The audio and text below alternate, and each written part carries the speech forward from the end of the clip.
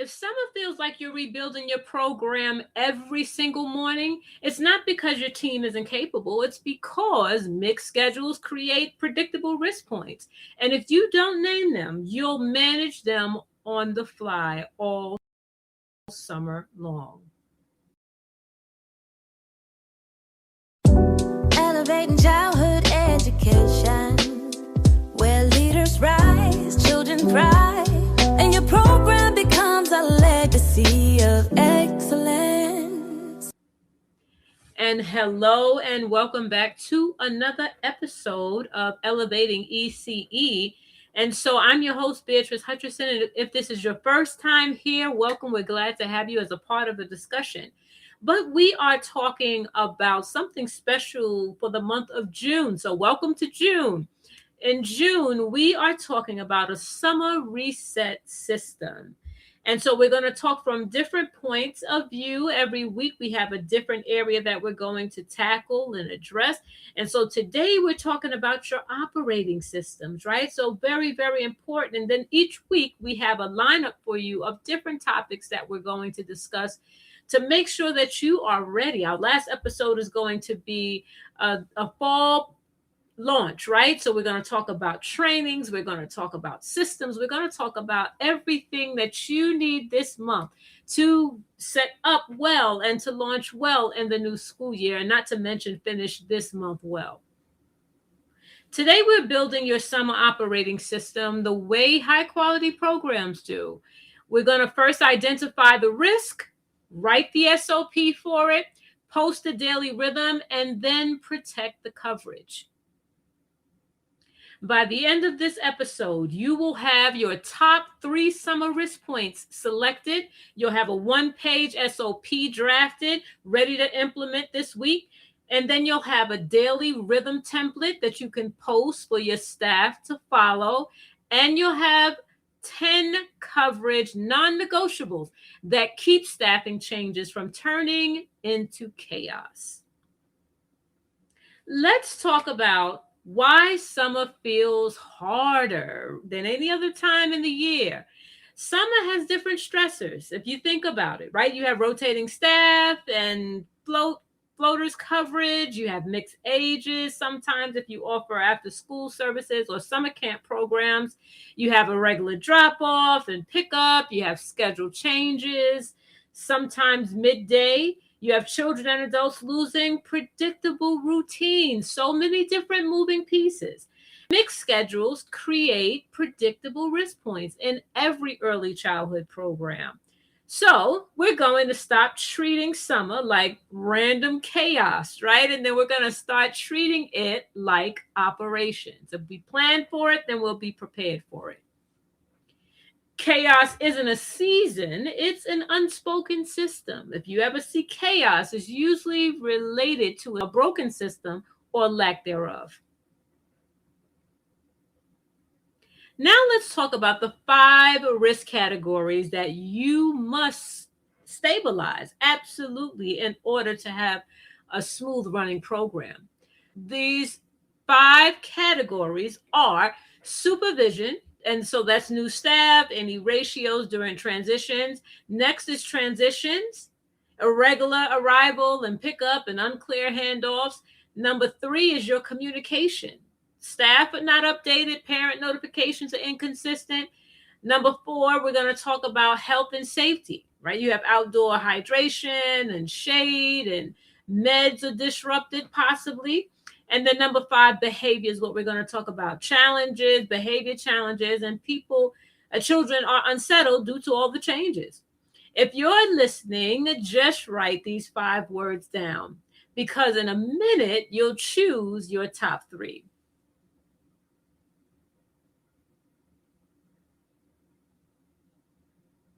So what is a summer operating system? What does that look like? So we're going to talk about what it actually is. Your summer program or your summer operating system is not more rules, right? They're not another set of rules, but it's 1 page of clarity for your most common breakdown. So the goal here is that if you have a new staff member walk into a room on a busy day, they can still follow the plan. Why? Because you have a written SOP that's easy to follow. So that's why it's important. And that's why we're writing a one-page SOP today. Now let's do our live demonstration together here.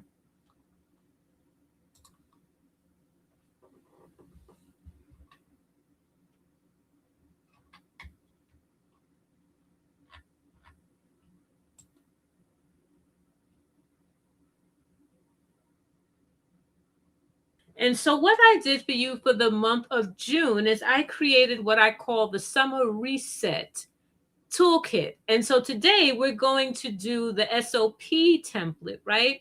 Which is a part of that. So for this episode, episode 1, where we're talking about the summer operating systems, we are going to build together, right, an SOP that you can use and implement in your programs right away. So we're going to do it together. And I'm going to show it here on my screen, and you can grab something that you can write down on, or you can just download. The link will be in the description where you can get your own toolkit. And it includes everything that we'll be talking about this week and the next 3 weeks. For the entire month of June, it will have everything. So the work list is going to point out our risk. So let me share my screen so that you can see this. And so this is the toolkit. And so this is to set you up for a strong fall launch. And so for this module, we're talking about the summer operating system. So I'm going to take you down to section A, which is what we're talking about. All right, so the first thing we're going to do is we're going to identify the top 3 summer risks that you have, right? So on the left, you'll see that there is the risk category, then it's the common risk point, then how it applies to your program, right? And so you're just going to kind of go through this and either say it's yes or no, or sometimes, because we want to identify your top 3. So in the area of supervision, unfamiliar staff covering multiple age groups, right? That may be an issue. So you would say yes or no. Or sometimes supervision, sometimes you have substitutes that are in, you have floaters, you have staff that are with you only for the summer months. You may have summer youth workers working with you. So those types of things would cause there to be unfamiliar staff, right, to your existing students. And then you may have a summer program where you have other students come in that are from other age groups. So if that affects you, you would say yes. Another area within supervision is the floater staff are unsure of the ratios during the transitions, right? So because they're not your original staff, or they're not common to your program, they may just be floating in or from another one of your another program in your agency, or someone from the outside, right? If they're floating in, then they may not be aware of what the ratios are, and maybe things are too hectic for you to actually sit down and give them a training as they started, right? So then those things could also be impacted. So the floater's not sure what the ratios are, should be during those transitions. So if that affects you, you would say yes or no. In reference to transitions, irregular drop off or pickup windows, if you have any of those fluctuating, you would say yes.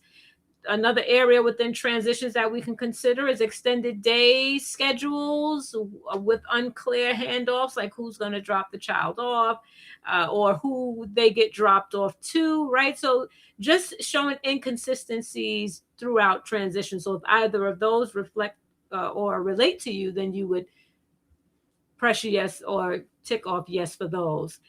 For communication, staff are not updated on the daily schedule changes. Maybe you have someone that calls out. Now that you have to rearrange your whole schedule, but if all the staff are not aware of these changes, then it could cause an issue, can cause some chaos. So if the communication is not happening the way it should, you would say yes. Or another area within communication is that the parent notifications are inconsistent, right? You have a child that has an appointment in the morning and the parent forgets to tell you that the child will be in late. And so now you've set your coverage for the day, everything is wonderful, and now you have an additional child. So now where do you put the child, right? So that communication from the parent is also inconsistent. So if that affects you, then say yes. Health and safety. Your outdoor time is without adequate shade. Now it's sunny, it's hot, and you don't have the adequate shade in your outdoor play space. Or hydration, not having the ability to make sure the children are hydrated as they are outside. Another area in health and safety could be medication schedules are disrupted because you have rotating staffs. Again, staff are not trained, they are not aware of what the specific tasks are for the day. And so that could also cause a problem. So, again, just kind of going through the risk categories and some of the common risk points. Certainly not limited to these, but it just gives you something to build from. So, looking at the category of behavior, you have behavioral changes, that are increased because there are schedule changes. You have new staff in, you have changes happening to the schedule that could cause some issues in behavior. So you would press yes or you would check yes if that applies to you. And then also another area in behavior is children are feeling unsettled by staff changes, right? So they don't know the staff. So that lack of connection could cause increased behavioral issues, right? So those are some things that could challenge the day, but again, not limited at all, because you may not have found here what really impacts your program or your center, and so you just want to think about it. What would impact your center? If it's not here, then you can think of some other things that are specific to you so that you can highlight that as your top three, right? So then you go back over it and you just really take a look to see from all of these, what were your high risk points? So, what were the most challenging risk points that are the most common to you, right? And so you would choose those three. I would say the float staff are they're not aware of the ratios, and then also for the health and safety of the medication schedules, right? If you're providing medication, so I'm going to use those as two. And then the third one I'm going to use is behavior. The behavior, children are feeling unsettled by staff changes, right? So you have these floaters or these substitute teachers in for the or summer workers, right? So you have them in your program. For summer months, children are not familiar with them, so it causes the unsettled behavior. You see an increase in the behavioral challenges.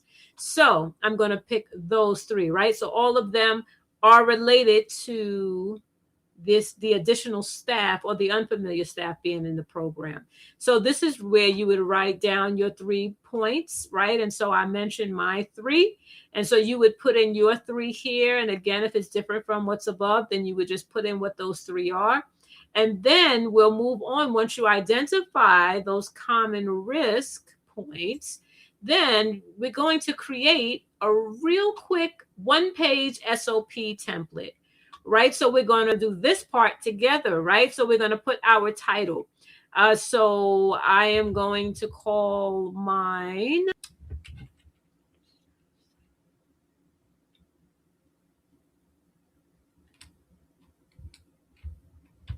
a new and temporary staff procedures, right? And so the points that we want to address here are unfamiliar staff,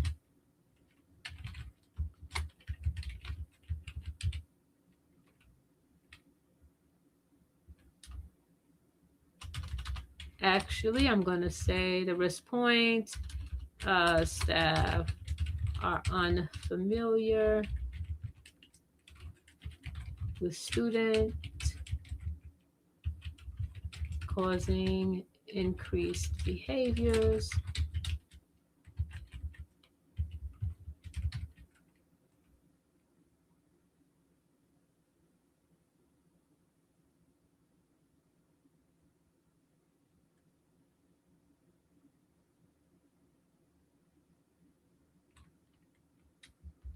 Say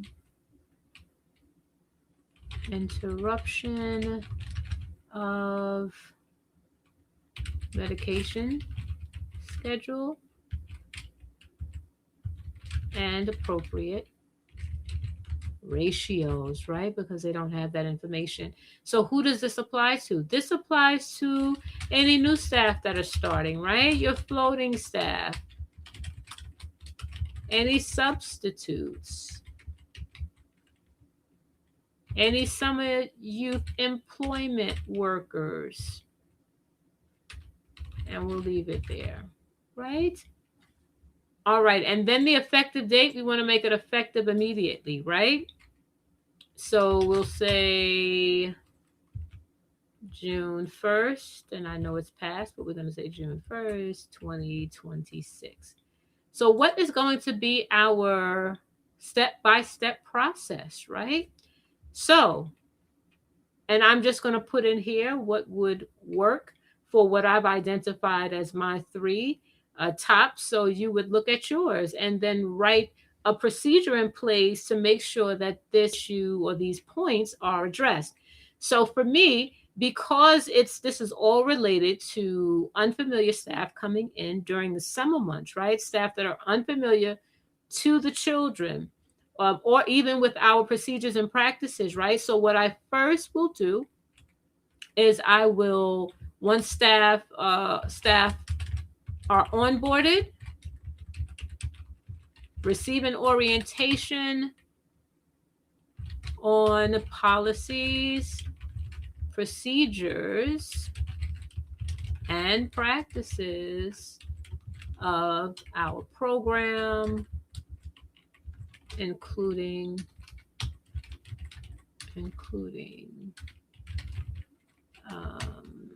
health and safety, medication schedules, and where to find them,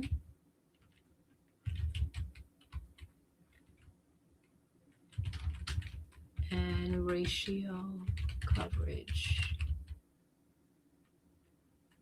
Right? So that's the first thing. Staff are being onboarded, so you want to give them an orientation, right? Orientation / training on what the policies and the procedures are, right? So that they understand our practices. They know where to find information within the classroom, right? And so the next thing we're going to do is, of course, give them an opportunity. I want to call it a meet and greet with students and parents, right? Because we want them to be able, we want to give opportunities for connection.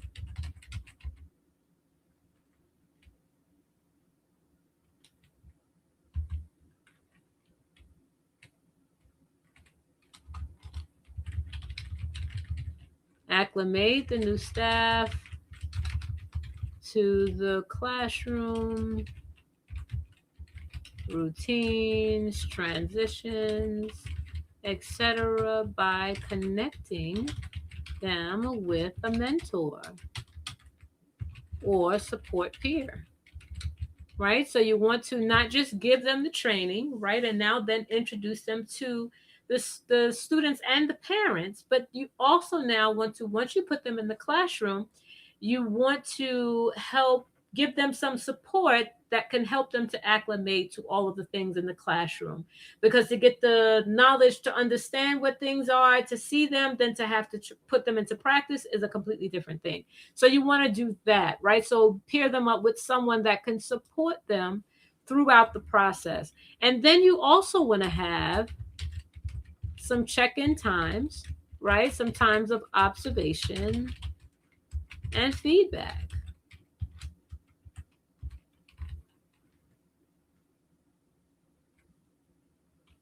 Right? So you want to do some observation, see what is happening in the classroom, see how the person is performing, And then you want to offer them the feedback on what you observed, right? And then also give them an opportunity to reflect and to also mention some specific instances where you can allow them to reflect on what happened in that moment and how maybe they could do things different, or help them to at least identify what went right in that situation or what went wrong and what could be done differently. And then the last piece would be, after you give them the feedback, you want to give them another opportunity to go back and now to implement, right? So then you would continue doing your check-ins with the staff. You would continue connecting with them and making sure that they have the feedback and that they're doing the self-reflection. But then the last step that you want to do is that you want to have them.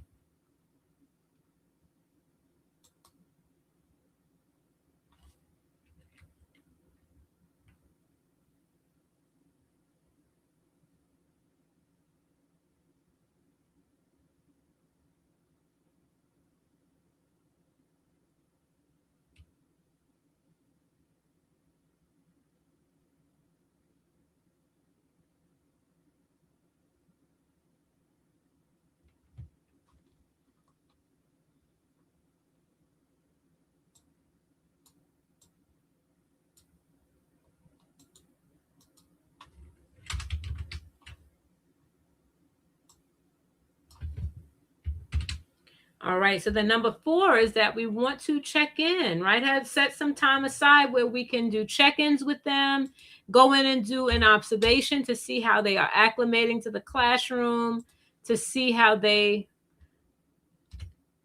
to go in and do observations to see how they are acclimating to the classroom, see how they are implementing the strategies, how receptive are they to the mentorship from their peer, right? And the just the modeling. So we want to not just leave them there for that, right? But we want to also go in and observe and see how well they're doing. Do some check-ins with them. Ask them how you're doing. How does it feel? How's it going? All of those sorts of things. But you want to now create an opportunity for you to connect with them, to see how they're doing, and to see maybe if there are some supports that they may need from you, right? If they may be overwhelmed, or maybe it's something they didn't expect or hadn't anticipated. So then in those situations, you want to be able to give them the support that they need to be successful. And then, so you want to do the observations, right? So you want to observe them in the moment. And then you may even talk to them about the situation, right? So, or what you observed. And so that leads me to the next point, is that we want to make sure that we give them feedback, right? So don't just do the observation and say, oh, wow, they're really struggling, right? But then you want to also go back and give them that feedback. Give them what you saw, right? And also use that as a teachable moment to let them know, in this instance, I saw this. And you did really well in this point, but then at this point, something else happened, right? And so what you could do differently in that moment is that, next time you could try this, A, Y, or Z, right? So you want to give some ideas, but give them that feedback, right? Because you being the owner of that information is not going to help them grow. So you have to give them that feedback, give them the information back, and then also give them an opportunity to join the discussion. What are some things that you could do differently? Or when you point out one specific instance that you saw or something you observed, give them the opportunity to be able to now reflect on what happened in that moment. How are you feeling? What do you feel went well in that, or where do you feel you went wrong, right? Or what could have been done differently? What can you do differently next time, now knowing or seeing how the situation went? So now how can you help them to reflect in that moment, right? You give them the feedback, but then also help them reflect, and then allow them to go back into the classroom. But before you release them, you want to give them some tips, right? And so even in things that they identify, because they may say, you know what, I feel like I lost control in that moment. I didn't know what to do. I didn't know what to do next, or I didn't expect that response from the student. I didn't know what to do next, right? So you want to also use that as that teachable moment where you're giving them the feedback that they could go back and now use in the classroom. And so we don't want this to be a situation where it's just a one-off, right? Where you just do the observation once, that's it, you leave them, right? But you want it to be ongoing. So that's why for number 4, I said check in times, right? So you want to check, especially if you observe that they are struggling in an area, right? So these are my 5 steps. But whatever it is that you chose as your high or your common high risk points, then those would be what you would write your SOP based on, right? And so these are all things that we understand to do and we know to do. And so, but sometimes we don't have it, it doesn't have a place to live, right? So if you don't have it written down somewhere, then it's hard. Only you know what you would do in certain instances. But if that information is not captured somewhere, then others cannot follow that same process, right? So we always talk about systems and always talk about process. Your process, whatever it is, you usually know it as the leader, right? But now you need others to be able to follow that same process when things happen, which is your SOP, right? That's why you have that in place so that they know what to follow. And so very simply here, and you can build this up and have it be, more a little bit deeper, more detailed if you'd like, but for the sake of our demonstration together, I just wanted you to be able to see how we put these things together. So then you just put 5 steps of procedure. How are you going to address these high risk points? And so these are the points that I chose, but you can do something. And I definitely encourage you to really look at your 3 highest points. And then you can write out what your standards of practice will be concerning it, right? So this is your policy. This is your procedure around it, what you're going to do to address very specific risk points. And so then the last thing, of course, is you want everyone to acknowledge, right? Acknowledge that this is what we talked about. And so you want to share this with your staff so that they are aware. Staff, this is our standard of practice. This is our SOP that we have for this particular risk point. And you want them, and so that means you do a brief meeting, you have a brief discussion, send it out by email. It's better if you can connect with them and let them know that this is what we've put in place. Let them know where to live. It should be posted somewhere. Let them know where it will live, that they can refer to it. You can give them a copy of it. Let it be posted in their classroom, that they could follow it, right? So you can certainly do that. But you want every staff that you give your SOP to, you want them to be able to now sign off on it, right? And then you also want to sign it because we're agreeing that this is our response or this is our process and how we address certain risks. And so I hope this was helpful to you. And so it only works, right, if you can identify your 3 risk points, right? And so it may not be as easy for you to do. But what I do want you to understand is that, so think of it this way. What causes the most calls to your office, right? What causes the most safety risk? The things that you're usually the most concerned about. So you want to look at those 3 things, whatever they are, right? Because you may say, I don't have anything specifically attached to the things that we mentioned here and the spreadsheet, but just thinking about what are those things that you always get complaints about, you always get calls for, all of those sorts of things, or those things that make you feel really, really nervous, or you're really concerned or stressed about. You want to choose the highest 3. Those are your highest 3 risk points. And so then you're able to, for each one of them, right? You want to build out what your step-by-step instructions are going to be. What is your step-by-step procedure going to be able to address each of these issues? And so once we build our SOP together, right? So then something else that's included, these are some additional resources that you can just look at. And so very quickly, I'm just going to go over it. So for coverage tips, right? 10 non-negotiable staffing practices. And so these are your non-negotiables, right? And so you can tweak this, you can modify it to address or be more specific to your program. But for tip 1, always confirm ratio coverage before releasing any staff, not after. Right? So that's something you want to make sure that you do. You confirm the ratios before you let staff go, even if they have to use the restroom or even to lunch breaks.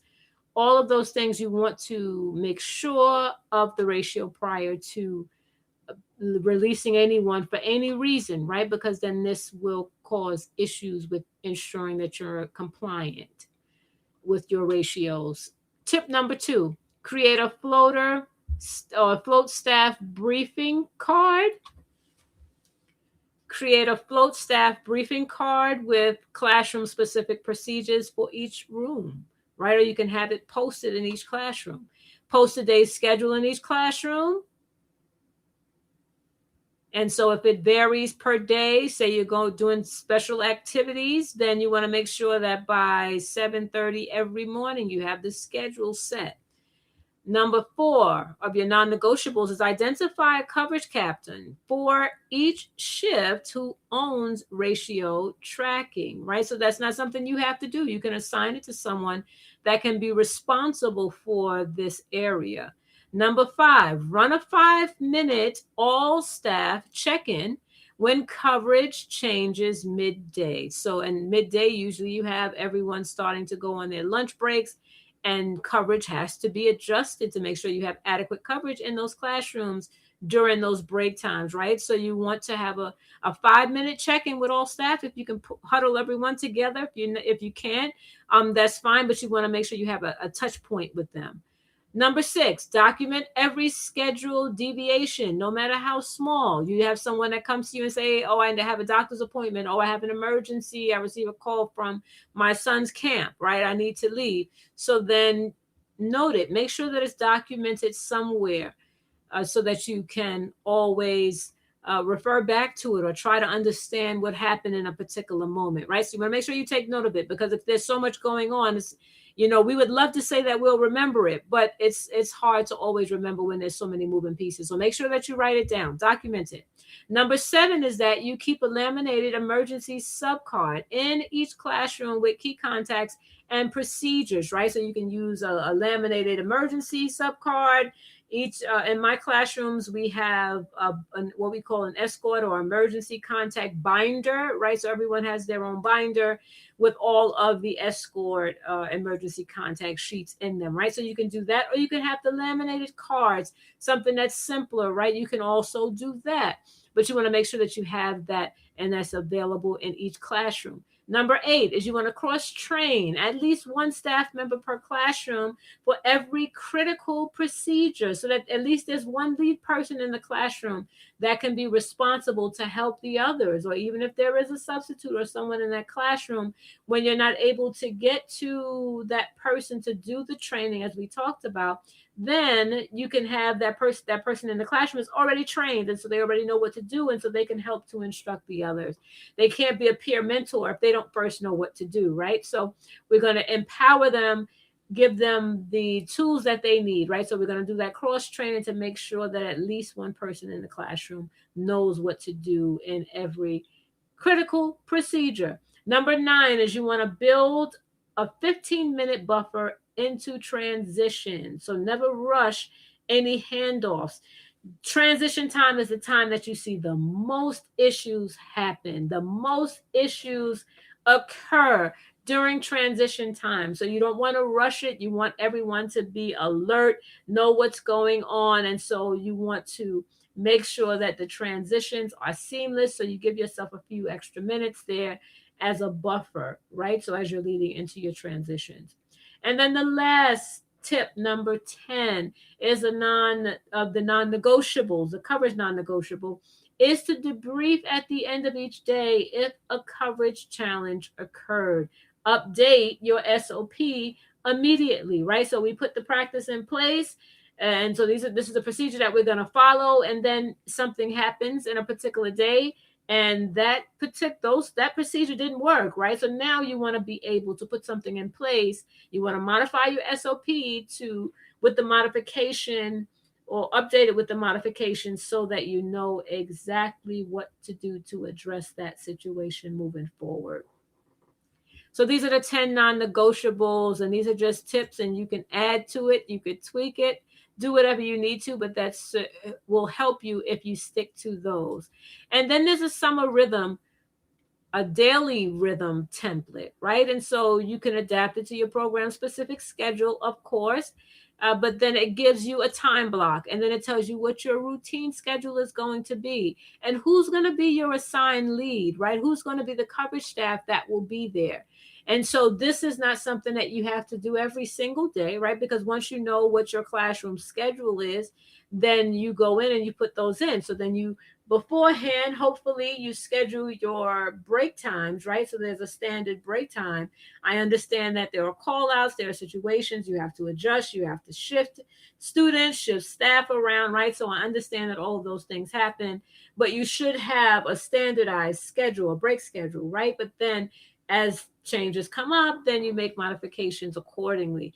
But this will allow you to not have to do this every single day, right? But you would do this and make sure that you have your assigned lead and your coverage staff for each of these activities, right? So all the time, for the majority of the time, it's going to be those that are in the classroom, assigned to the classroom.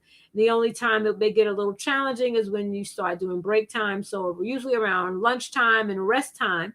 And each school day, especially in preschool, is when you now start having the staff go on their lunch breaks. So now that's when you have to have those break times in there, and then be prepared for any modifications that are needed.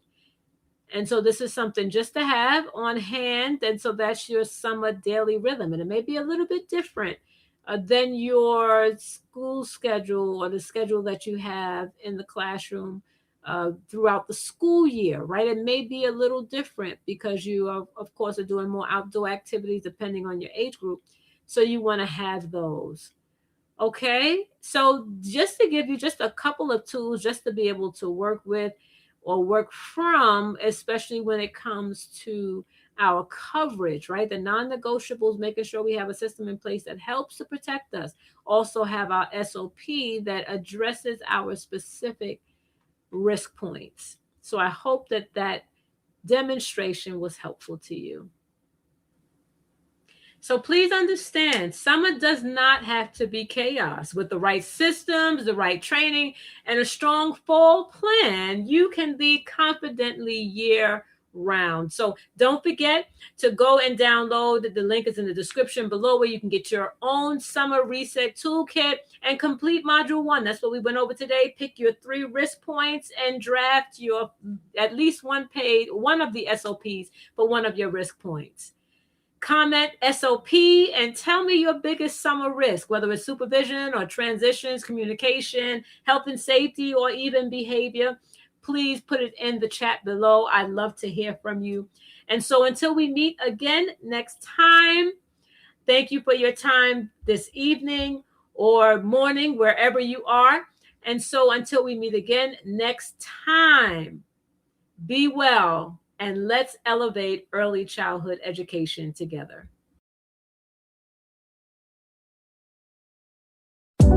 Elevating childhood education, where leaders rise, children thrive, and your program becomes a legacy of